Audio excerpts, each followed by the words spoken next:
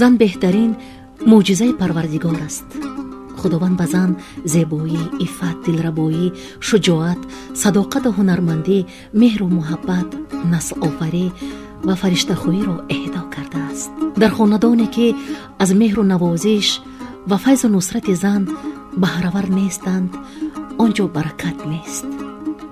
آخر بیهوده نگفتند سعادت زندگی در کلمه زن نهفته است.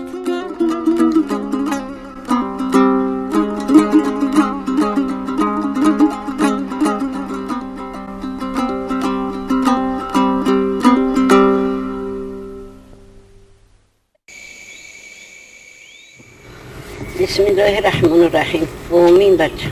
کمال امروزی دولتون، تن صحتون، طلب مراداتون الهی و کمال پیر برسیم. بچه من چه سالتون کنم علی شیر خدا قباتون بجد خوجه خدیر و بارتون شود در صفی دیمان و بچه در پناه خدا دایم سربلند بوده.